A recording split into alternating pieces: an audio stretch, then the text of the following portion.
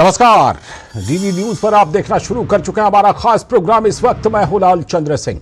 अगले 1 घंटे में हम देखेंगे कुछ ऐसी खबरें जिन पर चर्चा जरूरी है, और ये चर्चा हम करेंगे अपने संवाददाताओं और खास मेहमानों के साथ। और आज सबसे पहले बात करेंगे कि अरविंद केजरीवाल तो तिहाड़ जेल में है, लेकिन इस बीच उनकी पार्टी को कानूनी झटके, राजनीतिक झटके, हर तरह के झटके लगातार लग रहे हैं। मंत्री ने इस्तीफा दिया, कई सांसद और बड़े नेता जो हैं वो प्रदर्शनों से दूरी बना रहे हैं। क्या है वजह? इस सभी मुद्दों पर करेंगे बात, और इसके बाद बात होगी आज की खास चर्चा की। और आज की खास चर्चा ये कि चुनाव का मौसम है तो धुआंधार बारिश हो रही है। किस चीज़ की? फ्रीबी की, यानी कि मुफ्त वादों की। लेकिन बात यहाँ पर आकर के अटकती है कि मुफ्त वादे या फिर सशक्तिकरण की गारंटी, कौन बेहतर है और कौन सा चुनाव में चलेगा? इस पर आज की खास चर्चा करेंगे। और इसके बाद बात करेंगे कि पश्चिम बंगाल में सीएए पर एक बार फिर मुख्यमंत्री ममता बनर्जी और केंद्रीय गृह मंत्री अमित शाह बिल्कुल आमने सामने हैं। और ममता बनर्जी का तो यहां तक कहना है कि सीएए हो, यूसीसी हो, एनआरसी हो, कुछ भी हमें स्वीकार नहीं है। तो इस मुद्दे पर भी करेंगे बात। लेकिन सबसे पहले इस वक्त की हेडलाइंस। धुआंधार प्रचार में जुटे प्रधानमंत्री नरेंद्र मोदी। उत्तराखंड में ऋषिकेश के आईडीपीएल मैदान में की विजय संकल्प रैली। कहा, भाजपा की मजबूत सरकार ने 10 सालों में तेजी से किए विकास के कार्य। राजस्थान के करौली में भी चुनावी रैली।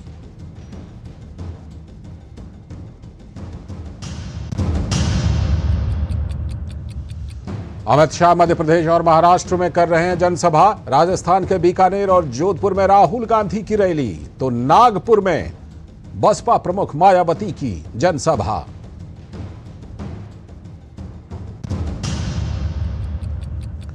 हरियाणा के महेंद्रगढ़ में दर्दनाक हादसा। महेंद्रगढ़ में जीएल पब्लिक स्कूल की बस पलट गई, 5 बच्चों की मौत। लापरवाही के साथ साथ छुट्टी के दिन स्कूल खुलने पर भी उठे सवाल।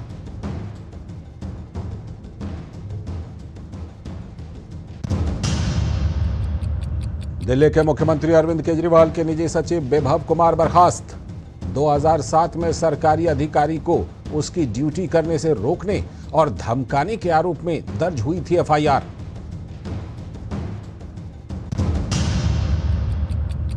नेशनल हेराल्ड अखबार चलाने वाली एसोसिएटेड जर्नल लिमिटेड और यंग इंडिया की करीब 750 करोड़ रुपए की संपत्ति जब्त करने का आदेश बरकरार।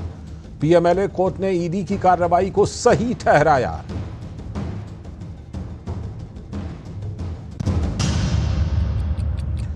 ममता बनर्जी ने कहा, पश्चिम बंगाल में नहीं लागू होने देंगे सीएए, एनआरसी और यूसीसी। वहीं केंद्रीय गृह मंत्री अमित शाह ने कहा, सीएए पर लोगों को गुमराह कर रही हैं ममता दीदी।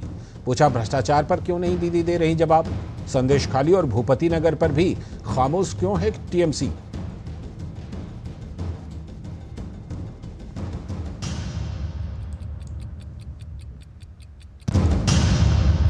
और अमन चैन की दुआओं के साथ देश भर में मनाई जा रही है ईद। ईदगाहों में अता की गई विशेष नमाज।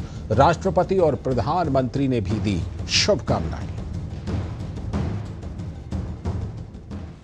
तो ये थी इस वक्त तक की हेडलाइंस। अब देखते हैं खबरों को विस्तार से। और आज सबसे पहला एजेंडा कि केजरीवाल और आम आदमी पार्टी को कानूनी झटकों के साथ साथ लगातार राजनीतिक झटके भी मिलने लगे हैं। तो अरविंद केजरीवाल तिहाड़ जेल में हैं और इधर आम आदमी पार्टी को लगातार झटका लगता जा रहा है। झटके पर झटका, कानूनी झटके के साथ साथ राजनीतिक झटका भी अरविंद केजरीवाल को और उनकी पार्टी आम आदमी पार्टी को। केजरीवाल सरकार के समाज कल्याण मंत्री राजकुमार आनंद ने इस्तीफा दे दिया। और ये इस्तीफा जो राजकुमार आनंद ने दिया है, ये सिर्फ मंत्री पद से ही नहीं बल्कि आम आदमी पार्टी की प्राथमिक सदस्यता तक से इस्तीफा दे दिया। मंत्री पद से तो इस्तीफा दिया ही केजरीवाल सरकार से, पार्टी से भी इस्तीफा दे दिया राजकुमार आनंद ने। और राजकुमार आनंद ने कहा कि आम आदमी पार्टी भ्रष्टाचार में फंसी हुई है। तो अब ये आवाज पार्टी के अंदर से भी उठने लगी। और नेता मानने लगे। आम आदमी पार्टी के नेता भ्रष्टाचार के खिलाफ बनी पार्टी भ्रष्टाचार के आरोपों से घिर गई है, ये राजकुमार आनंद का वक्तव्य है। इस्तीफा देने के बाद कोई और पार्टी में शामिल होने के सवाल पर राजकुमार आनंद ने कहा, अभी तो फिलहाल नहीं कर रहा कोई ज्वाइन, कोई और दूसरी पार्टी में नहीं जा रहा हूं। इस्तीफा देने के बाद राजकुमार आनंद ने कहा, मुझे कहीं से भी ऑफर नहीं मिला है, क्योंकि लोग इस तरह के सवाल उठा रहे थे कि क्या आपको कहीं से ऑफर मिला है, तो उन्होंने कहा नहीं, कोई ऑफर नहीं मिला। आपको लगातार लग रहे झटके के बाद संजय सिंह और सौरभ भारद्वाज ने हालांकि मोर्चा संभाला है, क्योंकि उन्हें लगता है कि झटके पर झटका लग रहा है। लेकिन पार्टी के 10 सांसद और कई स्थानीय नेताओं ने तमाम विरोध प्रदर्शनों से दूरी बना रखी है। ये एक बड़े सवाल खड़ा करती है कि आखिर क्यों दूरी बना रखी है। चाहे उपवास का कार्यक्रम हो, विरोध प्रदर्शन का कार्यक्रम हो, तो क्यों दूरी बना रखी है। मैं राजनीति में जब आया था, जब अरविंद केजरीवाल जी ने कहा था कि राजनीति बदलेगी तो देश बदलेगा, लेकिन आज बड़े अफसोस के साथ कहना पड़ रहा है कि राजनीति तो नहीं बदली, लेकिन राजनेता बदल गए। आम आदमी पार्टी का जन्म ही भ्रष्टाचार के खिलाफ आंदोलन से हुआ था, लेकिन आज ये पार्टी खुद भ्रष्टाचार के दलदल में फंस चुकी है। ईडी की कार्रवाई के पीछे कोई जांच का उद्देश्य नहीं है, भ्रष्टाचार को उजागर करने का उद्देश्य नहीं है। ईडी की कार्रवाई के पीछे, ईडी के छापे के पीछे, ईडी की जांच के पीछे सिर्फ और सिर्फ आम आदमी पार्टी को तोड़ने का मकसद है। आपने राजकुमार आनंद को सुना और साथ में आपने संजय सिंह को भी सुना। कह रहे हैं कि ईडी जो है, ईडी की कार्रवाई वो पार्टी को तोड़ने के लिए हो रही है, लेकिन ये बात हाई कोर्ट से लेकर के तमाम कोर्ट नहीं मान रही। शैलेंद्र मिश्रा हमारे संवाददाता जुड़ चुके हैं हमारे साथ इस खबर पर चर्चा करने के लिए। शैलेंद्र, जिस तरह से कि अरविंद केजरीवाल ने इंतजाम तो पूरा किया था, देखिए कि शुरू से अगर आप आम आदमी पार्टी का इतिहास देखिए तो जो बड़े बड़े नेता थे, भूषण हुआ करते थे, शांति भूषण जी, प्रशांत भूषण जी, तमाम तरह के योगेंद्र यादव जी जैसे बड़े बड़े नेता होते थे, उन सबको पहले ही साइड कर दिया था कि कभी कोई विरोध ना करे। लेकिन अब ऐसा लग रहा है कि अरविंद केजरीवाल का ये तमाम मैनेजमेंट काम नहीं आ रहा, और जब उनके सरकार के मंत्री इस्तीफा देकर कह रहे हैं कि भाई ये पार्टी भ्रष्टाचार के खिलाफ बनी थी लेकिन अब तो भ्रष्टाचार में आकंठ डूबी है, तो इसका मतलब अरविंद केजरीवाल को अब अंदर से झटके लगने शुरू हो गए। देखिए, इसमें कहीं कोई संदेह नहीं रह जाता। अरविंद केजरीवाल पर यह आरोप लगता था कि वो पार्टी पर अपनी कब्जा बनाए रखना चाहते हैं, इसलिए जो भी चुनौती बन सकता है उसको पार्टी से निकाल देते हैं या फिर ऐसी स्थितियां पैदा करते हैं कि वो नेता पार्टी छोड़ देता है। कुमार विश्वास, प्रशांत भूषण, योगेंद्र यादव, महाराष्ट्र में आप तमाम नेताओं को देखें, गोवा में जो उस वक्त आम आदमी पार्टी जो शुचिता की बात करती हुई राजनीति में आई थी, उससे प्रभावित होकर पार्टी में आए थे, लेकिन संस्थापक सदस्य भी पार्टी से बाहर चले गए। तमाम बाद में हमने देखा तमाम नेता आम आदमी पार्टी को छोड़ दिए। केजरीवाल पर यह आरोप लगाते हुए कि केजरीवाल एकाधिकार चाहते हैं, लोकतंत्र आंतरिक नहीं चाहते आम आदमी पार्टी में। अब देखिए, जब सरकार में आप आए, आप दिल्ली सरकार में मुख्यमंत्री के तौर पर काम कर रहे हैं, एक के बाद एक घोटाले में आपके मंत्री जेल जाते हैं, अब आप खुद जेल में हैं शराब घोटाले के एक मुख्य साजिशकर्ता के तौर पर। तब आप ही के पार्टी का एक मंत्री जो सिर्फ आम आदमी पार्टी का सदस्य नहीं था, सरकार में मंत्री था, यानी एक तरह से उसकी भी जिम्मेदारी थी, तमाम एक तरह जो फैसले लिए जाते थे उसमें उसको जानकारी रहती थी। तो वो ये आरोप लगाता है कि भ्रष्टाचार में डूबी हुई आम आदमी पार्टी, अरविंद केजरीवाल सरकार, तो ये बहुत गंभीर हो जाता है कि जब आप ही की पार्टी में शामिल, सरकार में शामिल मंत्री पार्टी छोड़ता है तो फिर आप कैसे बच सकते हैं। आप कोर्ट की बात नहीं मानेंगे, आप तथ्यों को ठुकराएंगे, आप ईडी जांच को नकारेंगे, आप सीबीआई की जो जांच चलेगी उसको झूठा बताएंगे। तो आप संस्थाओं को तो झूठा बता सकते हैं, लेकिन जो आपके साथ खड़े लोग हैं, आपकी सरकार में शामिल लोग हैं, वही आप पर आरोप लगाते हुए अगर पार्टी छोड़ देते हैं, फिर आपके पास क्या सफाई के लिए बचता है। शैलेंद्र, इस बीच में अगर आप देखिए कि कानूनी राजनीतिक झटकों पर तो हमने चर्चा की ही, कानूनी झटकों में अगर आप देखिए तो सुप्रीम कोर्ट ने तुरंत सुनवाई से इनकार किया। दिल्ली हाई कोर्ट तो तमाम नैरेटिव को जिस तरह से दिल्ली हाई कोर्ट ने उस दिन खारिज की है वो हम सब ने देखा सुना है। और राउज एवेन्यू कोर्ट भी ये कह चुकी है कि नहीं, जो 2 दिन वकील को मिलने दिया जाता है बस उतना ही मिलने दिया जाएगा, 5 दिन इन्होंने मांग की थी वो खारिज कर दी। तो कानूनी झटके भी एक तरफ लगातार लग रहे हैं और दूसरी तरफ अगर आप देखिए तो जो सांसद हैं, पार्टी के बड़े बड़े नेता हैं, वो विरोध प्रदर्शनों से गायब हैं। कुछ लगता है आम आदमी पार्टी के अंदर कुछ बड़ा चल रहा है और जो ये लोग कह रहे हैं संजय सिंह और सौरभ भारद्वाज आकर के, उससे इतर बहुत कुछ हो सकता है अंदर में पार्टी में चल रहा है। देखिए, राघव चड्ढा विदेश में इतने लंबे समय से, और बीजेपी ये कह रही है कि उनको एक आंख का ऑपरेशन होना था जो कि सामान्य ऑपरेशन दिल्ली में भी हो सकता था। उसके लिए इतने लंबे समय से वो विदेश में रहे, वो आंदोलनों से बाहर हैं। उस तरह से आप देखें, उनके राज्यसभा सांसद आम आदमी पार्टी के हरभजन सिंह जैसे जो नेता हैं वो ट्वीट नहीं कर रहे हैं। तो फिर सवाल उठता है कि क्या आम आदमी पार्टी के अंदर सब कुछ ठीक नहीं चल रहा है। दूसरी बात यह है कि जब कोई जांच होती है, जब कोई तथ्य पाया जाता है, तो पहले तो आप कानूनी लड़ाई लड़ते हैं। अगर आपको हार हासिल होती है तब आप दूसरे बहाने बनाते हैं। तो ये दिखाता है कि आप बचाव की राजनीति करते करते दरअसल तथ्यों को झुटला रहे हैं। जब आपको कोर्ट से राहत नहीं मिली, पहले आप पूछताछ के लिए नोटिस से बचने की आपने कोशिश की, इतनी बार आप 16 बार पेश नहीं हुए, फिर जब कोर्ट ने आपके सामने विकल्प सामने नहीं रखा, तब आप को ईडी ने जाके आगे गिरफ्तार किया, फिर आपने उसके लिए राहत मांगी हाई कोर्ट में, वहां से राहत नहीं मिली, आप सुप्रीम कोर्ट अब गए हैं। तो एक तरफ आप कानूनी विकल्प भी अपना रहे हैं, दूसरी तरफ जब आपके पक्ष में कोई फैसला नहीं आता या ऐसा प्रतीत नहीं होता, तब आप अनर्गल बयानबाजी आपके पार्टी के नेता करते हैं। तीसरी बात यह है कि आप मुख्यमंत्री पद नहीं छोड़ रहे हैं, आप जेल में हैं। कैसी नैतिकता है? आप वो नेता हैं जो राजनीति में आने से पहले कहते थे कि सिर्फ आरोप लग जाने और ये आवाजें तो अब उधर से भी उठने लगी हैं शैलेंद्र। लेकिन चलते चलते एक बात और कि अब लगता है कि जो एलजी हैं उपराज्यपाल, वो भी एक्शन मोड में आ गए हैं। विभव कुमार को उन्होंने बर्खास्त कर दिया, इनके निजी सचिव को। जी देखिए, निश्चित तौर पर इससे तो बहुत साफ जाहिर होता है कि अरविंद केजरीवाल, दिल्ली के मुख्यमंत्री के जो निजी सचिव है विभव कुमार, उनको हटा दिया गया है। और आप एलजी के एक बयान को भी देखिए, हाल ही एक तरह से एक जब कार्यक्रम था उसमें उनसे पूछा गया था, तब उन्होंने कहा था कि जेल से तो इस तरह से सरकार नहीं चलाई जा सकती। तो बहुत संकेत साफ था। तो अब हम देख रहे हैं कि दिल्ली के उपराज्यपाल भी एक्शन में आते हुए दिखाई दे रहे हैं। जी चलिए, बहुत बहुत शुक्रिया फिलहाल शैलेंद्र आपका जुड़ने के लिए और तमाम जानकारी देने के लिए और विश्लेषण करने के लिए। अभी वक्त है एक ब्रेक का, और ब्रेक के बाद जब लौटेंगे तब करेंगे आज की खास चर्चा की फ्रीबी। जो शॉर्टकट वाली राजनीति है उसकी तो लगता है कि झड़ी लग गई है इस बार के चुनाव में, खासतौर पर विपक्षी गठबंधन की पार्टियों की तरफ से। तो बहस यही है कि फ्रीबी या फिर सशक्तिकरण, क्योंकि प्रधानमंत्री 4 वर्गों के सशक्तिकरण पर जोर दे रहे हैं, उसकी गारंटी दे रहे हैं। इसी पर खास चर्चा करेंगे। बने रहिए डीडी न्यूज के साथ। अभी वक्त है ब्रेक का। हमारी पीढ़ी को तो वोट के बदले में धोखे ही मिले थे,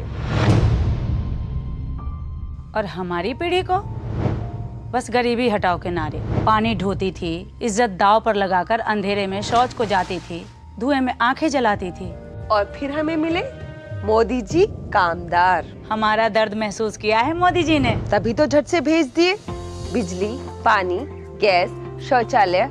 अब घर में बीमारियां कम हो गई है ना अम्मा? हाँ। दवा का खर्चा घटा है और ढेर सारा समय बचा है। हमारे जैसे करोड़ों निकले हैं गरीबी से बाहर।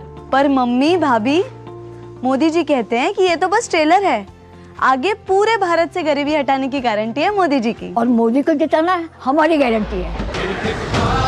कमल का बटन दबाएं, भाजपा को जिताएं। Delivery boy has picked your order. अरे भाई, पता है भूख लगी है। 30 मिनट का मैसेज नोटिफिकेशन आया था ना? मैसेज के सारे थोड़ी बैठ सकते हैं। कल आपने कुछ शेयर्स बेचे थे ना? हाँ, तो चेक किया? मैसेज आया तो था। सिर्फ मैसेज काफी नहीं है। आप शेयर मार्केट में कोई भी ट्रांजैक्शन करते हैं ना, तो स्टॉक एक्सचेंज से आए एसएमएस या ईमेल को अपने डीमैट अकाउंट और बैंक स्टेटमेंट के साथ भी टैली कीजिए। बेटा, भूख में ना दिमाग बंद हो जाता है। सोच कर, समझ कर, इन्वेस्ट कर। यकीन है खुद पर है नाज। सुनती हूँ अपने मन की आवाज। कभी शर्मीली तो कभी हूँ जाबाज। रुकना मेरी आदत नहीं, थमना मेरी चाहत नहीं। मैं हूँ नारी, यही मेरा अंदाज। हर जिम्मेदारी मैं बखूबी निभाती हूँ। वोट दे प्राउड वोटर कहलाऊंगी। पूरे देश संग चुनाव का पर्व मनाऊंगी।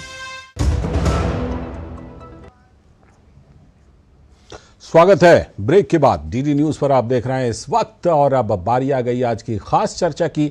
और आज की खास चर्चा की फ्रीबी की जो झड़ी है, फ्री वादे की झड़ी है, उसको लेकर के किस तरह से कि लगातार घोषणा पत्रों में ऐसा लगता है कि बिल्कुल वादों की झड़ी लगा दी गई हो, लेकिन उसका अर्थशास्त्र क्या है, और फिर फ्रीबी अच्छा या फिर सशक्तिकरण अच्छा, इसी पर आज की खास चर्चा करेंगे। उससे पहले जरा देख लेते हैं क्या कुछ खास तौर पर इन चुनावों में दिखाई पड़ रहा है घोषणा पत्रों में। तो इंडी गठबंधन चुनावी समर में भले ही कम दिखाई दे रहा हो प्रचार वगैरह में, लेकिन फ्री वादे की तो झड़ी ने उसे चर्चा में ला दिया है। विपक्षी इंडी गठबंधन के जो दल हैं वो अलग अलग घोषणा पत्र जारी कर रहे हैं, लेकिन उन घोषणा पत्रों में फ्रीबी के वादों की तो पूरी की पूरी झड़ी है, और इस वजह से ये घोषणा पत्र चर्चा में आ गए हैं। चुनाव प्रचार में भले ये विपक्षी दल पिछड़ते हुए नजर आते हैं, लेकिन घोषणा पत्र में तो बिल्कुल चैंपियन है। सपा प्रमुख अखिलेश यादव ने अपने घोषणा पत्र में लोगों के लिए मुफ्त योजनाओं की झड़ी लगा दी है, और आपको पता होगा कि कांग्रेस भी ऐसा कर चुकी है। तो महिला, किसान, युवा, गरीब, यानी कि समाज के हर वर्ग को आटा से डाटा तक मुफ्त देने की गारंटी दी जा रही है। राशन की दुकानों में तो कह रहे हैं कि गेहूं के बजाय सीधे फ्री आटा देंगे। हर व्यक्ति को 500 रुपए का मोबाइल डाटा देंगे, तो आटा और डाटा सब कुछ फ्री। किसानों के कर्ज माफ करेंगे, एमएसपी की गारंटी देंगे, ओल्ड पेंशन स्कीम को फिर से ले आएंगे, फ्री शिक्षा देंगे। ऐसे दर्जनों योजनाओं का जिक्र है। और सपा तो कई मामले में कांग्रेस के न्याय पत्र से भी आगे चली गई। कांग्रेस तो ओपीएस पर कम से कम खामोश है, लेकिन सपा ने तो वादा कर दिया ओपीएस का। फर्क यह है कि राहुल गांधी के न्याय गारंटी से अलग अखिलेश ने इसे अधिकार का भी नाम दे दिया है। उधर गारंटी तो इधर अधिकार। राहुल गांधी महिलाओं को 1 लाख रुपए देने के वादे को क्रांतिकारी पहल मानते हैं। कांग्रेस के घोषणा पत्र में इसका जिक्र भी है। और राहुल गांधी का दावा है कि कर्नाटक में गरीब परिवारों की महिलाओं को 2000 रुपए की गृह लक्ष्मी योजना से बड़ा बदलाव संभव हुआ है। ये बात अलग है कि कर्नाटक की अर्थव्यवस्था पर सवाल है। 30 लाख सरकारी नौकरियों के अलावा आरक्षण की सीमा 50% से ज्यादा करने के साथ ही जाति गणना की भी गारंटी दी जा रही है कि जाति जनगणना करवाएंगे पूरे देश में। ग्रामीण महिला वोटर्स की बड़ी आबादी के सामने विपक्षी गठबंधन ने वादों की बड़ी सी फहरिस्त रख दी है। लेकिन यहां पर एक सवाल है कि महिला सशक्तिकरण के स्थायी उपायों को लेकर इन पार्टियों के घोषणा पत्रों में खामोशी है। पार्टियां खामोश हैं, नेता खामोश हैं। लेकिन इन सब के बीच लखपति दीदी की चर्चा है, और यह जानना जरूरी भी है कि महिलाओं की स्वयं सहायता समूह ने एक नई उम्मीद जगाई है। ये एक बड़ी बात है। पीएम मोदी की लखपति दीदी योजना ने लाखों गरीब महिलाओं को आत्मनिर्भर होने का मौका दिया है। और कैसे ये मौका दिया है? महिलाओं को अपना कारोबार शुरू करने के लिए 1.5 लाख रुपए तक का ब्याज मुक्त लोन दिया जाता है, और महिलाएं इसका जमकर लाभ उठा रही हैं। पीएम मोदी लाखों महिलाओं के इस प्रयास को विकसित भारत के लिए विकास का स्तंभ बताते हैं और मानते हैं। पीएम ने कई बार इन लखपति दीदी के प्रयास को सामने लाया है, जिनकी एक छोटी पहल ने बड़े उद्योग का रूप ले लिया है, और महिलाओं का सशक्तिकरण तो हो ही रहा है। पीएम मोदी की ड्रोन दीदी योजना भी इस फ्रीबी वादे के बीच चर्चा में है। देश के गरीब और कमजोर वर्ग की महिलाओं के लिए शुरू की गई ड्रोन दीदी योजना ने आर्थिक रूप से उनको सशक्त बनाया है। तो महिलाएं सशक्त हो रही हैं, और तमाम योजनाओं से, पीएम मोदी की मुद्रा योजना की ही बात कर लीजिए, इस योजना ने लघु उद्योग से जुड़ी महिलाओं को नया जीवन दिया। लाखों महिलाएं खुद का कारोबार इसके जरिए स्थापित कर चुकी हैं, तो उनको काफी फायदा हो रहा है। चुनावी दलों के घोषणा पत्र में फ्रीबी का वादा वोटर्स को तत्काल लुभा सकता है कि ये मुफ्त मिल जाएगा, वो मुफ्त मिल जाएगा, आटा से लेकर डाटा तक थोड़ी देर के लिए लुभा सकता है। लेकिन उसके मन में ये सवाल तो जरूर रहता है कि सिर्फ वादे लिख देना पर्याप्त नहीं है, क्योंकि वो वादे पूरे कहां से होंगे। कांग्रेस पार्टी हो या सपा हो या अन्य कोई भी दल हो, फ्री गारंटी के साथ फंड का भी जिक्र करें तो विश्वसनीयता बने, लोगों को पता चले कि हाँ यहां से फंड आएगा तो ये गारंटी पूरी हो जाएगी। लोकसभा चुनाव को लेकर कांग्रेस ने घोषणा पत्र यानी कि न्याय पत्र जारी किया है, और हम पहले भी बता चुके हैं कि क्या कुछ इसमें खास है। फिर से एक बार बता देते हैं कि 5 न्याय और 25 गारंटी वाले इस मैनिफेस्टो में सत्ता में आने पर कई वादे किए गए हैं। इसमें कांग्रेस के न्याय पत्र में एमएसपी की गारंटी, 50% आरक्षण की सीमा खत्म करने और जाति जनगणना को प्रमुखता दी गई है।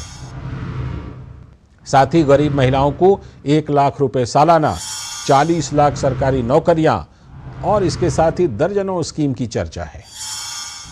राहुल गांधी की भारत जोड़ो न्याय यात्रा में इस बार 5 नए न्याय योजना को मुद्दा बनाया गया था, तो उसको घोषणा पत्र में भी शामिल किया गया। लेकिन 2019 को याद कीजिए, कांग्रेस की न्याय योजना तो उस समय भी चर्चा का विषय बनी थी, और उस समय राहुल गांधी ने वादा किया था कि कांग्रेस सत्ता में लौटती है तो न्यूनतम न्याय योजना लागू की जाएगी, और उसी के तहत उन्होंने घोषणा की थी कि गरीब परिवारों को 72,000 रुपए सालाना देने की बात उन्होंने की थी, और इस बार महिलाओं को 1 लाख रुपए देने का वादा कर रहे हैं।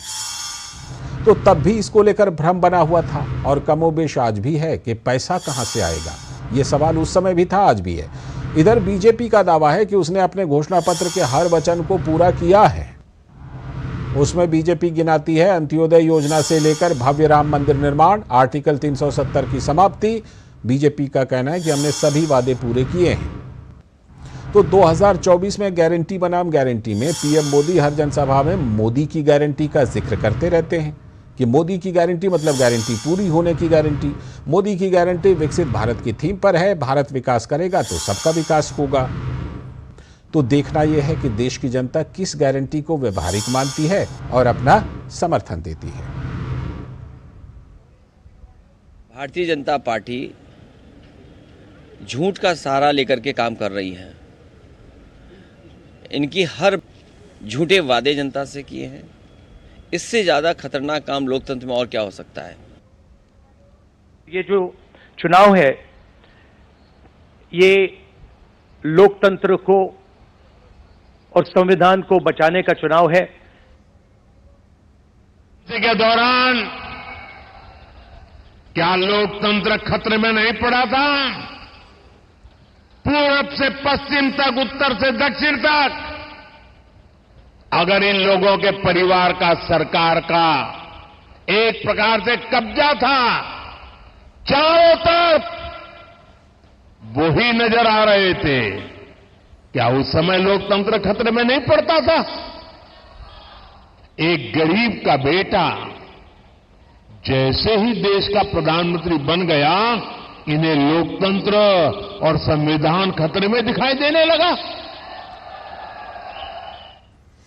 तो ये तमाम प्रतिक्रियाएं आपने सुनी, और आज की चर्चा हम इसी पर खास चर्चा करने वाले हैं कि फ्रीबी की झड़ी या फिर सशक्तिकरण, किस पर भरोसा जनता करेगी। और ये भी कि जब वादे करते हैं तो ये भी तो बताइए कि पैसे कहाँ से आएंगे, क्योंकि इसको लेकर कई राज्यों को सुप्रीम कोर्ट भी फटकार लगा चुकी है, केरल को, पंजाब का हाल भी हम सब जानते हैं। हमारे साथ चर्चा में जुड़ रहे हैं हमारे सलाहकार संपादक विनोद मिश्र जी, साथ में हमारे साथ धनंजय गिरी जी, भारतीय जनता पार्टी के प्रवक्ता। बहुत बहुत स्वागत धनंजय जी।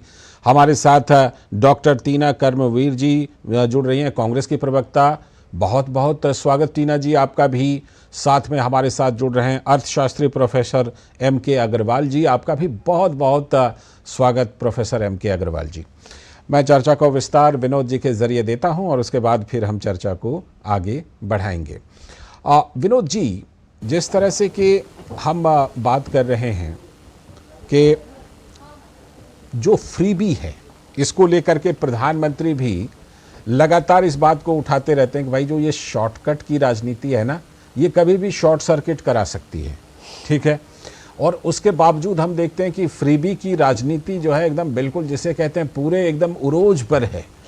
इसमें ये सवाल बीच में ज़रूर आता है कि पैसे कहाँ से आएंगे। हाल के दिनों में तमाम राज्यों को हमने देखा, कर्नाटक में तो उप मुख्यमंत्री DK शिव कुमार ने विधायकों को कहा 1 साल तक कोई पैसे वैसे नहीं मांगना क्योंकि हमें 5 गारंटी पूरी करनी है। तो ये जो तमाम तरह की चीज़ें हैं, इसमें इस बार के चुनाव में ये बहस एक बार फिर से जोर शोर से दिखाई पड़ रही है। लाल जी, मैं आपकी रिपोर्ट को समझने की कोशिश करता हूं कि ये एक जगह आप ये देखिए कि PM मोदी का विकसित भारत की गारंटी है, मोदी गारंटी है। दूसरी तरफ आप ये देखें कि गारंटी की एकदम ऐसे लग रहा है कि बारिश हो रही है। राहुल गांधी की 5 न्याय और 25 गारंटी भी है। तो अखिलेश यादव का आप देख ही रहे थे, जो आप अपनी रिपोर्ट में बता रहे थे, आटा से डेटा तक सब कुछ फ्री है। तो इन सारी चीज़ों के बीच में आज राहुल गांधी का भी एक मज़ेदार ट्वीट आया था सामने में, और वो ट्वीट था कि राहुल गांधी ने इस बात को एक उदाहरण, एक केस स्टडी से दिया था कि उन्होंने बताया कि हम जब 1 लाख रुपये हर महिला को देने जा रहे हैं, जब हम सत्ता में आते हैं इस इलेक्शन के बाद, तो उसका कितना क्रांतिकारी परिवर्तन आएगा वो आप कर्नाटक से देख लीजिए, जहां गृहलक्ष्मी योजना उन्होंने शुरू की थी, जिसमें 1 करोड़ से परिवार जो है उनको अभी वो मिलने का दावा करते हैं, जिनको 2000 रुपये पर महीने दिया जाता है। और उसमें राहुल जी का दावा था कि जो एक स्टडी से बता रहे थे कि कह रहे थे कि इसमें एक महिला को कैसे अपने बच्चे को एजुकेशन दे पाई है, कैसे उनका एक इस तरह से कोई रिवॉल्यूशन बता रहे हैं। लेकिन शायद ये नहीं बता रहे हैं कि आज कर्नाटक में आधे से अधिक इलाके में सूखा है, और उस ड्रॉट रिलीफ के लिए कर्नाटक सरकार सुप्रीम कोर्ट से लेकर इलेक्शन कमीशन तक जा रही है कि उस किसानों को वहाँ जो फसल नष्ट हुए हैं उसका मुआवजा दिया जाए। तो सवाल ये है कि प्रायोरिटी में राहुल गांधी के लिए या कांग्रेस पार्टी के लिए वहाँ क्या होना चाहिए था, वो तो सरकार में है, वो बेहतर जान सकते हैं।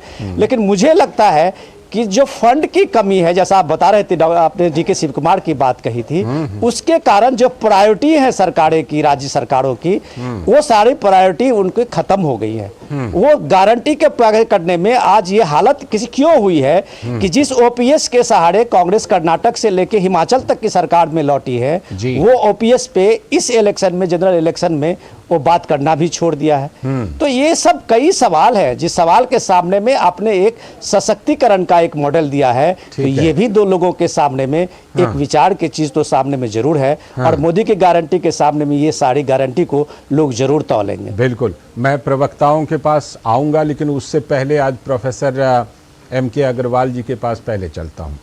प्रोफेसर अग्रवाल, हमने आपने भी मतलब पिछले कुछ सालों में, कुछ दशकों में देखा होगा कि कहीं से शुरुआत हुई कि मिक्सी देंगे, तो कहीं से शुरुआत हुई कि भाई हम आपको थाली देंगे, तो कहीं से कुछ होते हुए दिल्ली में बिजली पानी तक आई बात। और उसके बाद तो अब देखिए कि भाई सीधे आपके खाते में पैसे देंगे, महिलाओं को पैसे देंगे, पुरुषों को पैसे देंगे। कल को ये बात होगी कि सीधे सबके खाते में 5-5, 10-10 हज़ार देंगे।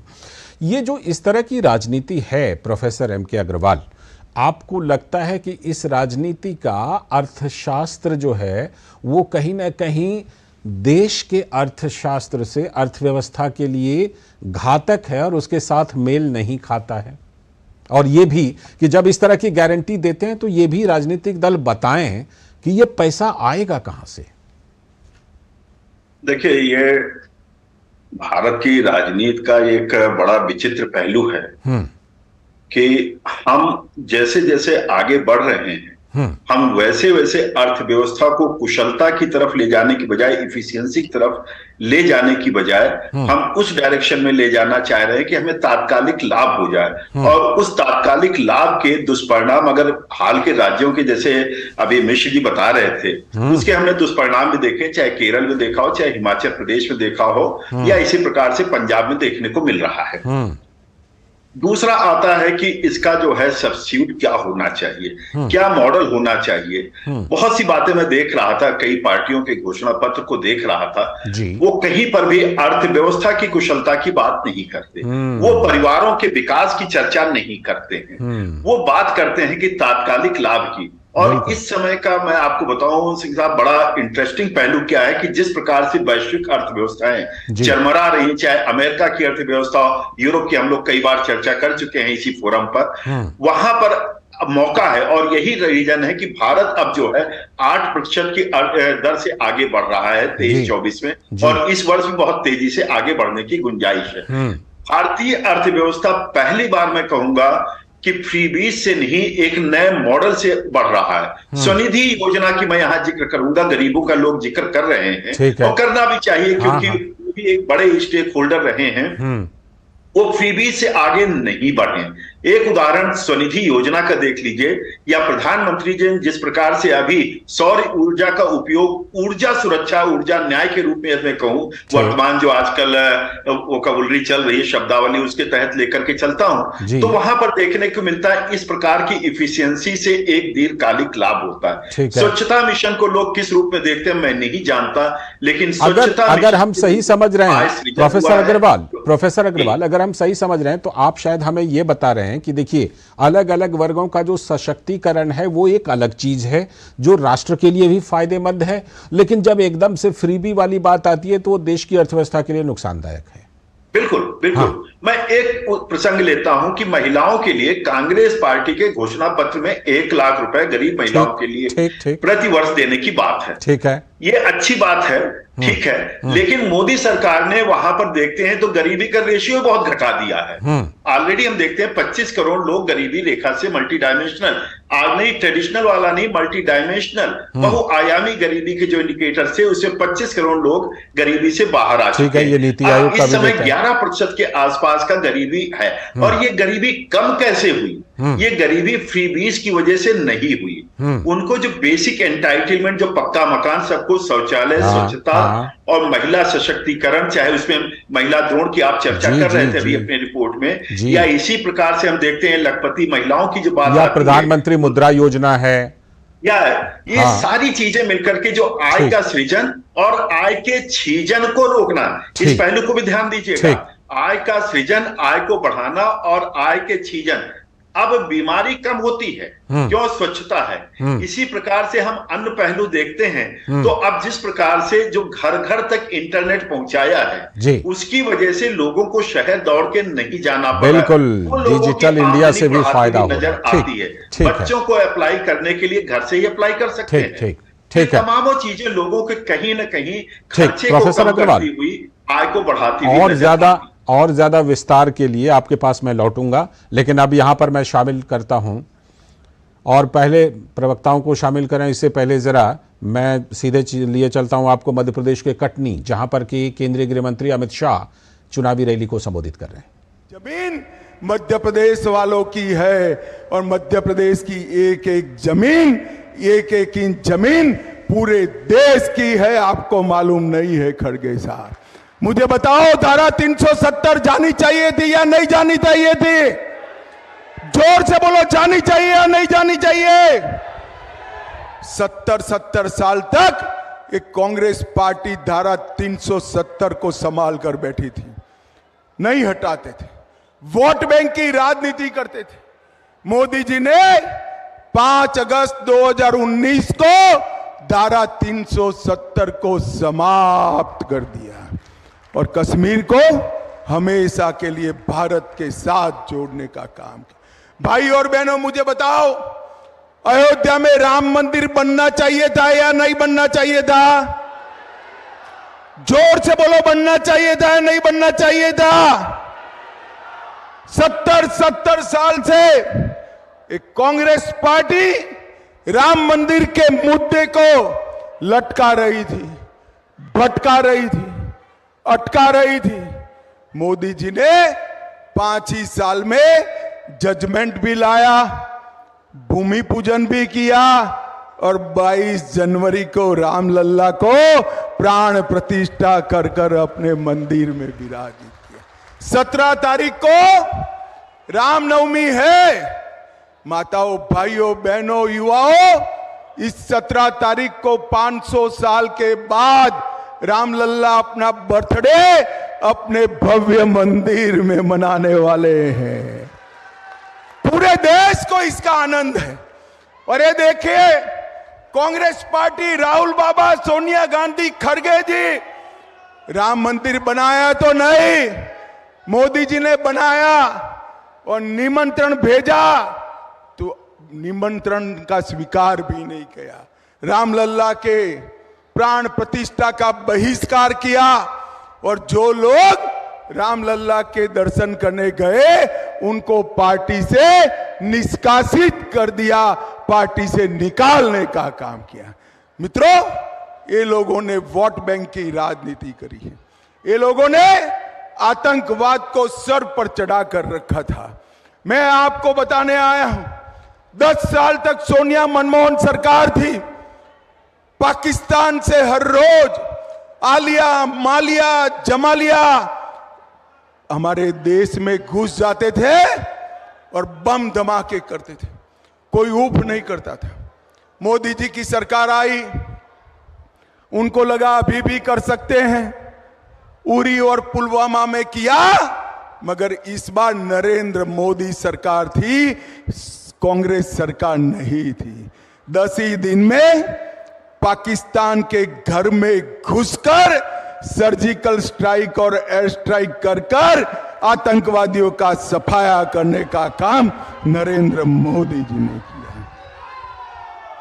मुझे बताओ भाइयों बहनों, सीए जो शरणार्थियों को नागरिकता देता है, वो सभी हिंदू बौद्ध शरणार्थियों को नागरिकता देनी चाहिए या नहीं देनी चाहिए?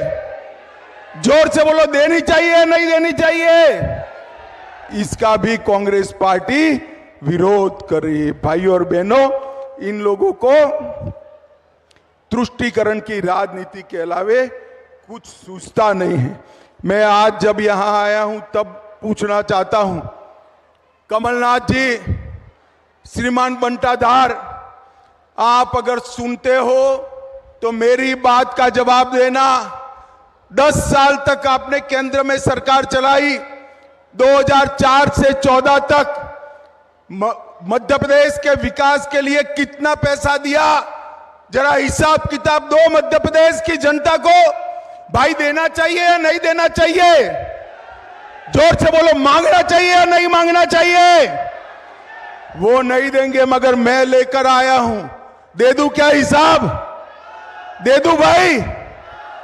ध्यान से सुनिएगा, 10 साल में कांग्रेस पार्टी ने मध्य प्रदेश के विकास के लिए 1,99,000 करोड़ रुपया दिया। कितना दिया? 1,99,000 करोड़। और मोदी जी ने 10 साल में मध्य प्रदेश के विकास के लिए 1,99,000 के सामने 7,74,000 करोड़ रुपया देने का काम किया। ये सीधा प्रसारण आप मध्य प्रदेश के कटनी से देख रहे थे, जहां पर कि केंद्रीय गृह मंत्री और भाजपा के वरिष्ठ नेता अमित शाह इस समय जनसभा को संबोधित कर रहे हैं। खासतौर पर राम मंदिर का मुद्दा, सीए का मुद्दा, मध्य प्रदेश को जो केंद्र सरकार की तरफ से पैसा दिया गया है और कई गुना ज्यादा दिया गया है एनडीए सरकार में, उसका जिक्र कर रहे थे।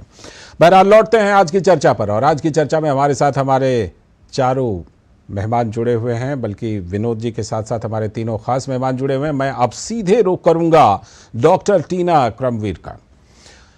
डॉक्टर टीना, अगर बात करें जो तमाम तरह के वादे हैं, तो हमने ये देखा कि आपने कई राज्यों में, मुझे लगता है कि हिमाचल प्रदेश, कर्नाटक जैसे राज्यों में आपको सफलता मिली, लेकिन कई राज्यों में सफलता नहीं भी मिली, क्योंकि राजस्थान में तो अशोक गहलोत जी चुनाव में इतने लंबे चौड़े वादे कर गए थे, लेकिन उसके बावजूद सफलता मिली नहीं। क्या इसके पीछे आपको लगता है कि लोग तब भरोसा करेंगे जब आप ये भी बताएंगे कि ये पैसे आएंगे कहां से इतने वादों के लिए? जी, शुक्रिया। देखिए, सबसे पहले तो मैं बताना चाहती हूँ कि ये जो कांग्रेस का मैनिफेस्टो है, ये सिर्फ न्याय पत्र नहीं है, ये सभी जनता का आकांक्षाओं का एक दस्तावेज है। और जितना जब राहुल गांधी जी मणिपुर से और लगातार चले और मुंबई तक पहुंचे, तो जितने लोग जो उनको मिले, उन जनता की आवाज को उन्होंने सिर्फ इस कागज में उतारा नहीं, उनको पूरा करने का वादा भी कर रहे हैं। अब मैं आपको बताती हूँ, देखिए, इससे पहले हम सत्ता में रहे, हमने सरकारें चलाई हैं, हमें पता है कि काम कैसे किया जाता है। हम जो मैनिफेस्टो में वादे करते हैं, उन वादों को पूरा भी करते हैं। अब आप मुझे एक बात बताइए कि देखिए, देश के प्रधानमंत्री जब सत्ता में आए तो उन्होंने मैनिफेस्टो में बहुत वादे किए कि हम 100 स्मार्ट देंगे, काला धन वापस लाएंगे, 15 लाख आएंगे। क्या वो वादे पूरे हुए? जनता ये समझ गई कि 10 साल हमने इनको सत्ता में बैठाया, लेकिन उसके बावजूद भी उनको क्या हासिल हुआ? जनता को कुछ हासिल थोड़ा नहीं सा हुआ। हस्तक्षेप करूं इस जगह, थोड़ा सा हस्तक्षेप कर रहा हूं। डॉक्टर मनमोहन सिंह ने कहा था कि 100 दिनों में महंगाई कम कर दूंगा। बाद में डॉक्टर मनमोहन सिंह कह रहे थे कि पैसे पेड़ पर तो उगते नहीं है। जी, तो देखिए हम सरकार में नहीं रहे ना, हम सरकार में नहीं रहे। तो हम आज सरकार में कौन है? आज तो मोदी साहब हैं सरकार में। आप बताइए कि जो उन्होंने कहा वो उन वादों पर रहे या नहीं रहे? खरे उतरे उन वादों पर? नहीं। इसका जवाब तो धनंजय जी आज आप देखिए कि जो मैनिफेस्टो हमने जो तैयार किया है, उस मैनिफेस्टो में, और इस बात को भी समझने की सभी को जरूरत है, और मैं आपके दर्शकों को खास तौर पर ये बताना चाहती हूँ कि देखिए भारत जो है वो समाज कल्याणकारी राज्य है। यहाँ कुछ भी फ्री बीज या कुछ भी ऐसा नहीं होता जब आप जनता को देते हैं। अब आपको मैं एक उदाहरण के तौर पर बताती हूँ कि मैं रशिया गई, वहां जाते ही हम लोगों को सेम फोन सब कुछ प्रोवाइड किया गया, तो इसे हम कहेंगे कि हाँ सोशल वेलफेयर स्टेट। श्रीलंका का भी उदाहरण ले लीजिए डॉक्टर टीना जी। जी, नागरिकों की जिम्मेदारी है। और आप तो इस देश को कह रहे हैं कि रशिया ही तो बना रहे हैं। हमारे अध्यक्ष साहब तो कहते हैं कि आप इस देश को रशिया बनाना चाह रहे हैं। आप एक तरीके से इस देश को तानाशाह के रूप में, जिस तरीके से पुतिन वहां सरकार चला रहे हैं, वो तो ऐसे ही देश के प्रधानमंत्री भी कर रहे हैं। अच्छा, ठीक है, ठीक है, चलिए वो विषय से अलग है, उस पर किसी और दिन नहीं कहना चाहिए। फ्री बीज कहने पर आप सिर्फ जनता का अपमान कर रहे हैं, क्योंकि जब आप 80 करोड़ लोगों को जब आप 5 किलो अनाज देते हैं तो फ्री बीज नहीं होता। लेकिन फूड सिक्योरिटी बिल तो साल 2013 में बनी थी डॉक्टर टीना। फूड सिक्योरिटी बिल में 90 करोड़ लोगों को सिक्योरिटी जो दी गई थी, ये तो यूपीए 2 की सरकार के दौरान इसका कानून बना था। तो हम तो कह रहे हैं, हम तो समाज कल्याणकारी राज्य, हम तो मानते हैं, इस बात को स्वीकार करते हैं। हम जनता तक हर वो वादे पूरा करना चाहते हैं कि उनके ऊपर बर्डन ना पड़े। ठीक है, लौटता हूं आपके पास, लौटता हूं धनंजय जी तमाम सवाल जो डॉक्टर टीना ने उठाए वो, और दूसरी बात ये सवाल मेरी तरफ से कि एक तरफ जब इस तरह से झड़ी लगा दी गई है तो कैसे मुकाबला करेंगे इसका चुनावी मैदान में? धनंजय जी देखिए लालचंद जी, देश को पता है नरेंद्र मोदी जी जब मंचों से खड़े होकर कहते हैं कि ये मोदी की गारंटी है, और मोदी की गारंटी मतलब गारंटी पूरी होने की गारंटी। तो मोदी की गारंटी एक शब्द नहीं है, सिर्फ राष्ट्र निर्माण और राष्ट्र हित के लिए समर्पित अहर्निश प्रयास की निरंतर यात्रा से जन के मन में उपजे विश्वास की भूमि में अंकुरित अनुभूति के सुवास का विसरण है। यह एक व्यक्ति के पूर्ण प्रतिबद्धता से उपजा हुआ संगीत है। यह गारंटी अनायास नहीं, एक चरणबद्ध विकास यात्रा है। हर हर मोदी, घर घर मोदी, मोदी है तो मुमकिन है, मैं हूं चौकीदार, कई पड़ावों को पार करते हुए एक निरंतर गतिमान यात्रा, इसने कई आयामों को छुआ है। यह गारंटी देश के शीर्ष नेतृत्व से जन मन के साथ की गई सह यात्रा है। जो एक आप देखिए जिस तरह से देश का उन्नयन हो रहा है, लगातार विकास के 25 करोड़ लोग बाहर आए, अति गरीबी खत्म कर दी गई लगभग, और जिस ढंग से हम लोग देश को गतिमान कर रहे हैं। 301 मिनट लालचंद जी एक मिनट 360 विश्वविद्यालय, 66 हवाई अड्डे, आयुष्मान योजना, जौन मेडिकल कॉलेज का जाल, स्वास्थ्य निर्माण, समेतिक विकास के कार्य, ठीक है, आप तमाम चीजें ये जरूर गिनाइए। मैं ये कह रहा हूं विकास की हरि अनंत हरि कथा अनंता। ठीक है, हरि अनंत हरि कथा अनंता। लेकिन एक चीज और शामिल कर लीजिए जो टीना जी ने भी पूछा, और अक्सर आपसे पूछा जाता है कि भाई आप भी तो 5 किलो मुफ्त अनाज देते हैं। टीना जी ने भी ये सवाल उठाया और बाकी लोग भी पूछते हैं, विपक्षी नेता। देखिए जब कोरोना काल आया, माँ काशीपुराधीश्वरी माँ पूर्णा की ऐसी कृपा है, अन्न का ऐसा स्टॉक है कि एक समय में वो सड़ता कालाबाजारी होती थी। ये बात तो सही है, एफसीआई के गोदाम में हमने सड़ती हुई तस्वीरें देखी है। हाँ। बिल्कुल, और ये पूरा नेक्स्ट चलता था, एक पूरा रैकेट चलता था। आज वो जरूरतमंदों के पास पहुंचाना, किसी जरूरतमंद के पास पहुंचाना, इसमें कोई गलत नहीं है। लेकिन कांग्रेस का जब कांग्रेस का घोषणा पत्र जारी हो रहा था, मल्लिकार्जुन खड़गे ने मंच से कहा कि हम 1 लाख रुपया देंगे, और उसके बाद सन्नाटा छा गया। लोगों उन्होंने कहा कि ताली बजाओ ताली। तो जब इस तरह की स्थिति हो, ऐसी परिस्थिति हो, और कांग्रेस कंफ्यूज है कि फ्यूज है कि डिफ्यूज है, ये कहना ही मुश्किल है। राहुल बाबा को समझना मुश्किल, अब खड़गे जी जो कहना चाह रहे हैं वो समझना मुश्किल। आज का जिस तरह से उन्नयन हो रहा है, विकास हो रहा है, और जिस तरह से कांग्रेस पार्टी को पक्का देना, एक कहावत है ना, पूर्वांचल मंतेल होइए न राधा नचिए, तो इतना कांग्रेस को पता है कि हम सत्ता में आएंगे नहीं, गारंटी आपको लगता है कि इनको लगता है कि मैं सत्ता में नहीं आना, इसलिए बेतहाशा वादे कर रहे हैं। ठीक है, लौटता हूं आपके पास विनोद जी। ठीक है, डेट में, हाँ ठीक है, लौटता हूं धनंजय जी, लौटता हूं। कांग्रेस आज के डेट में जो जी आपका लगता है कुछ संपर्क में भी बाधा आपसे आ रही है। मैं लौटता हूं, विनोद जी के पास चलते हैं। विनोद जी, आपने दोनों प्रवक्ताओं के जवाब सुने, उससे पहले प्रोफेसर अग्रवाल ने हमें अर्थशास्त्र समझाया कि भाई क्या होना चाहिए, देश हित में क्या है। लेकिन आपको लगता है कि कहीं ना कहीं जो पार्टियां हैं, जो नेता हैं, वो जब वादे करते हैं तो उनको ये लगता है कि चलो बाकी चीजें बाद में देखेंगे, कितनी पूरी करेंगे नहीं करेंगे, अभी फिलहाल वादे करके सत्ता तो पहले हासिल कर लो। लाल जी, इसमें कोई दो राय नहीं, सत्ता हासिल करना लोकतंत्र में किसी भी पार्टी का अपना हक है जी। और उस हक में अगर कांग्रेस पार्टी ने इतनी 5 न्याय और 25 गारंटी देके आई है तो हम उसको कह सकते हैं कि वो उनका हक बनता है बिल्कुल कि वो अपने वादे लेके आते हैं, लेकिन देखना पड़ेगा कि जनता में उसका क्या रिएक्शन होता है, ये बात है। सवाल में दूसरी बात कह रहा था, डॉक्टर अग्रवाल जो बात कर रहे थे, मैं जस्ट उनको एक रेफरेंस में देना चाहता हूँ। वो तो अर्थशास्त्र के विद्वान हैं, हम लोग पत्रकार हैं, हम सबसे बेहतर जानते हैं कि अब सवाल ये है कि 2009 में जब कांग्रेस पार्टी ने जो 70,000 करोड़ की कर्ज माफी की बात की थी, आपको याद होगा, उसके बाद ऐसा लगा था कि उस इलेक्शन में आने की वजह उनका वही है कि उन्होंने किसानों को जो माफ किया, किस किसानों को मिला नहीं मिला वो तो बात की बात है, लेकिन वो बड़े दावे थे कि 70,000 करोड़ रुपए किसानों के कर्ज माफ किए गए थे। ठीक है। और लेकिन उसके बाद क्या था कि अगर उस कर्ज माफी के सवाल पे राहुल गांधी इसके बाद जितनी भी इलेक्शन कवर किया है उन्होंने स्टेट का किया है, उसमें सब में किसानों की कर्ज माफी की बात की है जी। राजस्थान में कर्ज माफी की गारंटी दी, छत्तीसगढ़ में कर्ज माफी की गारंटी दी, मध्य प्रदेश में कर्ज माफी की गारंटी दी गई।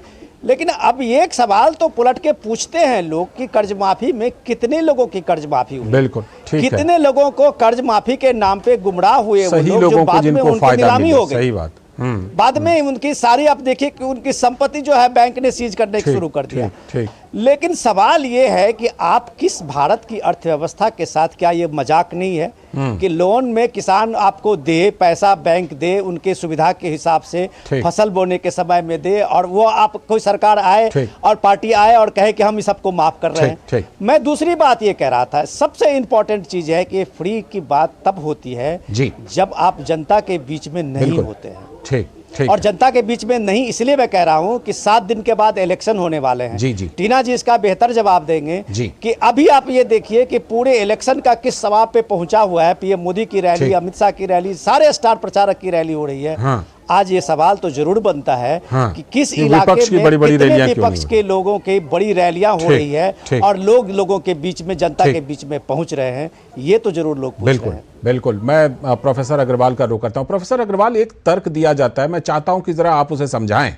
कुछ पार्टियों का तर्क होता है कि देखिए, हमने महिलाओं के या किसी भी व्यक्ति के पॉकेट में जब पैसा डाल दिया, वो मार्केट में आकर खर्च करेंगे, इससे हमारी देश की अर्थव्यवस्था का अच्छा विकास हो जाएगा। ये एक तर्क दिया जाता है, मैं इस पर आपका नजरिया जानना चाहता हूं। देखिए, ये तर्क होता है, लेकिन जो पैसा दिया जाए उत्पादक कार्यों के लिए दिया जाए। दूसरा ये है कि वो कहीं न कहीं उनका रियल सशक्तिकरण करते हुए नजर आए। अब जैसे स्वनिधि योजना में लेके चलता हूं, बहुतों को नहीं पता होगा, पॉलिटिकल सर्किल की बता रहा हूं, प्रधानमंत्री जी ने एक दिन अभी किया था, रिसेंटली पिछले महीने किया था, उससे 5,000 रुपए से लेकर के 20,000 तक के लोन थे। लोग कहते हैं कि छोटा आदमी कर्ज लेता है भाग जाता है। आप जानकर ताज्जुब होगा कि उसमें ऐसे ऐसे लोग थे, लगभग 3 करोड़ लोगों ने इसका लाभ उठाया और 1/4 लोग ऐसे थे जो मुद्रा लोन की तरफ पहुंच गए, यानी कि 50,000 पहुंच गए और 99% से ज्यादा लोगों ने उसका रिपेमेंट किया है।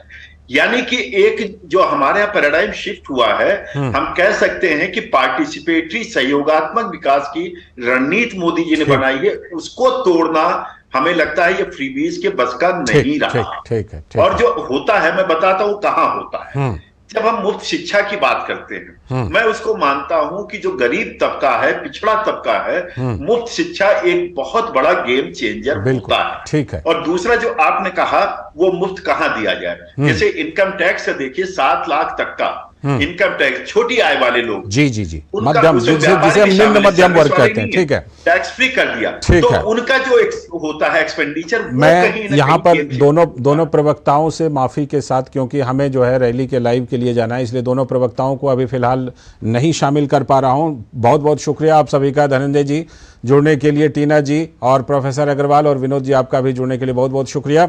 इस समय हम सीधे आपको लिए चलते हैं राजस्थान के करौली, जहां पर प्रधानमंत्री नरेंद्र मोदी जनसभा को संबोधित कर रहे हैं। साथियों, आपको पता है विकसित भारत के सपने को पूरा करने के लिए मेरा हर पल, हर क्षण देश के लिए है। पल पल आपके नाम, हर पल देश के नाम। और इसलिए मैं तो कहता हूं 24/7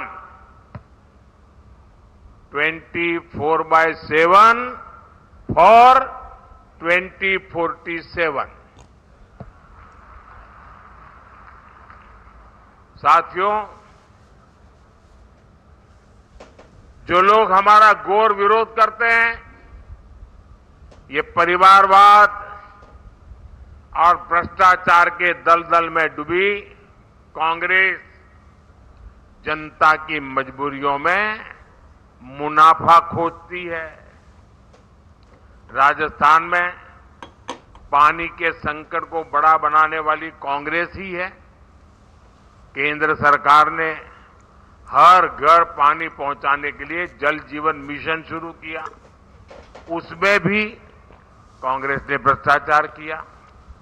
आज हमारे प्रयासों से करौली धौलपुर के 1.5 लाख घरों में पानी पहुंचा है। और अभी भजनलाल जी बड़ा विस्तार से वर्णन कर रहे थे, जिस ईआरसीपी प्रोजेक्ट को कांग्रेस सरकार ने वर्षों से लटकाया था, उसे भी भजनलाल जी की सरकार ने 100 दिन के भीतर ही पास करवा दिया। और इसका बड़ा लाभ करौली धौलपुर को मिलेगा। हरियाणा के साथ हुए समझौते से राजस्थान ने कई जिलों तक पानी पहुंचेगा। और मैं आपको बताना चाहता हूं, ये संभव इसलिए हुआ क्योंकि हरियाणा में भी बीजेपी की सरकार है और राजस्थान में अब बीजेपी की सरकार लाए, तो हमने मिलजुल करके रास्ता निकाला। केंद्र में भी हम बैठे थे। आपको याद होगा, हिंदुस्तान में बहुत सारे राज्य हैं जो पड़ोसी राज्य के साथ पानी के मुद्दे पर पिछले 30 40 साल से लड़ाई चल रही है। और वो पानी समंदर में जा रहा है, लड़ाई चल रही है। मुझे याद है, गुजरात में नर्मदा योजना, हमने कैनाल बनाई और बिना कोई झगड़ा, बिना कोई मनमुटाव गुजरात ने राजस्थान को जो पानी मिलना चाहिए वो कैनाल बनते ही पानी देना शुरू कर दिया। और गुजरात से सटे हुए जो जिले हैं वहां पानी पहुंच गया। और मुझे याद है, उस समय बड़ोसी शेखावत जसवंत सिंह जी गुजरात आए थे, मैं मुख्यमंत्री था, और उन्होंने मेरी बहुत बधाई की, बहुत अभिनंदन किया। मैंने कहा क्या है, आप तो मुझसे बड़े हैं। बोले जी, पानी देना एक कितनी बड़ी बात होती है और आपने पानी पहुंचाया है, राजस्थान कभी भी आपको भूलेगा नहीं। ये शब्द उस दिन थे। मैं गुजरात से आता हूं, पानी की दिक्कत क्या होती है मैं भली भांति समझता हूं। राजस्थान पानी की कैसी मुसीबतों से गुजरता है मैं भली भांति समझता हूं। और इसलिए समस्या का समाधान खोजने के लिए कोई न कोई रास्ते खोजते रहते हैं। हम हाथ जोड़ करके बैठे नहीं रहते हैं। साथियों, कांग्रेस ने पानी में पैसा कमाने का पाप किया, बीजेपी ने उसे सेवा, जिम्मेदारी और जवाबदेही का काम मान करके पूरा किया। आने वाले समय में राजस्थान के घर घर पानी पहुंचेगा, ये मोदी की गारंटी है।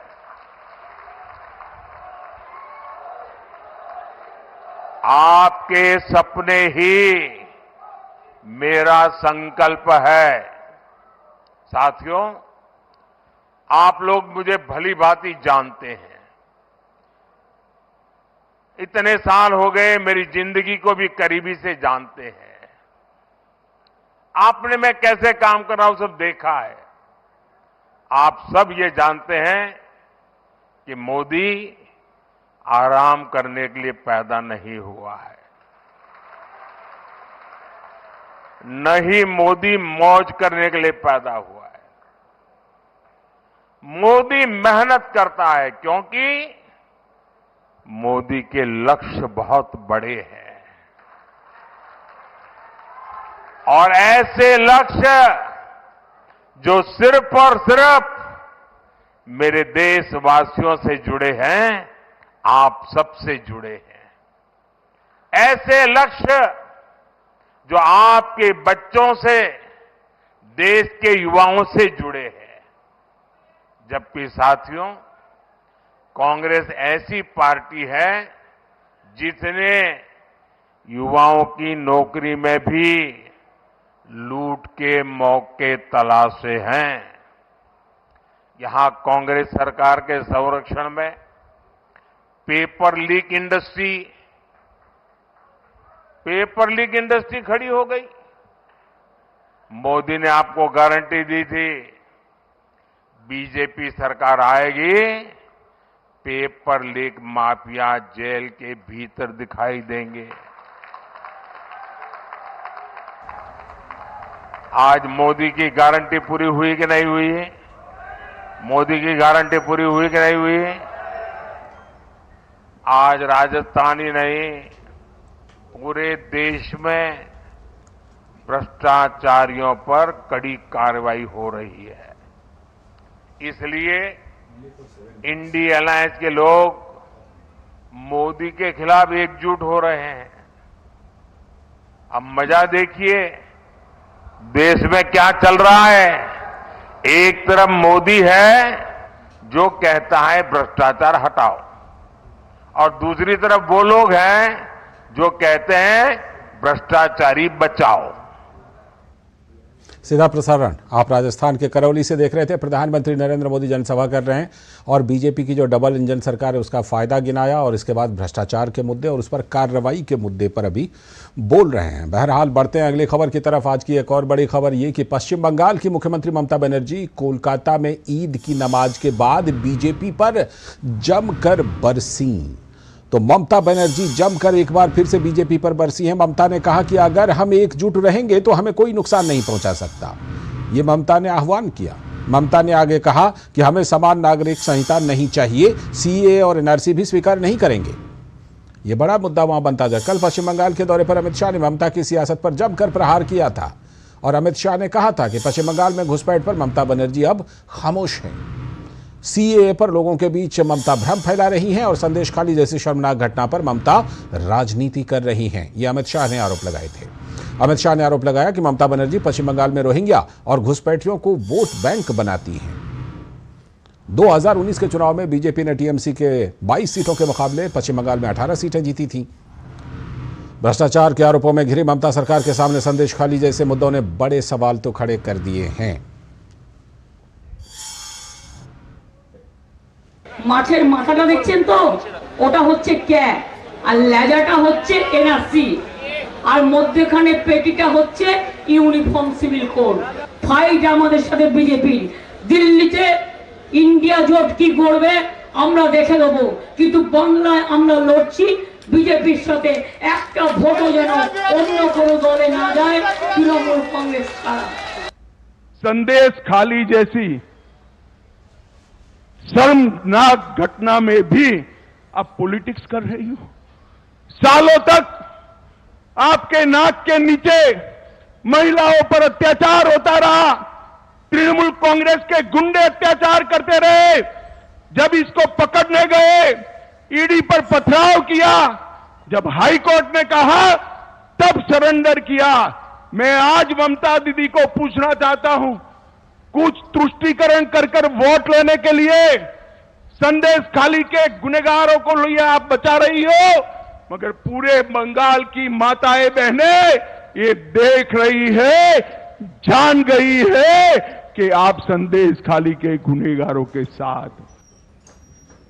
सीधे जुड़ते हैं अपने संवाददाता प्रसेनजीत बख्शी से, जो हमारे साथ जुड़ चुके हैं। प्रसेनजीत, जिस तरह से कि हम देख रहे हैं कि दोनों की बातें अगर सुना जाए तो एक तरफ बीजेपी जो है वो भ्रष्टाचार और तुष्टीकरण को मुद्दा बना रही है, दूसरी तरफ ऐसा लग रहा है कि सीए, एनआरसी और यूसीसी को बड़ा मुद्दा बना रही है ममता बनर्जी। देखिए लालचंद, मेरे ख्याल से हमारे पास वक्त कम है, मैं छोटी सी बात कह दूं आपको 1 मिनट में। एक तरफ है कि ये ईद की नमाज के बाद ये जो पवित्र मंच है, मुझे पता नहीं कि इस तरह की मंच से इस तरह की भाषण दिया जा सकता है कि नहीं। पहली बात तो ये, इसके ऊपर चर्चा होनी चाहिए।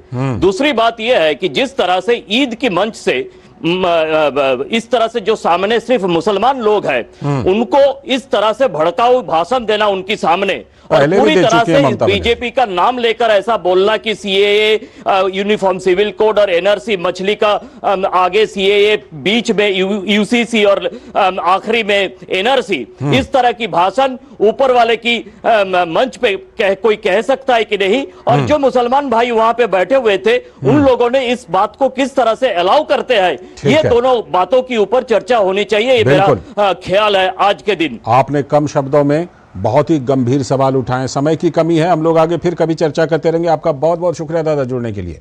और इसके साथ आज के इस वक्त में इतना ही, हमें दीजिए अनुमति। नमस्कार।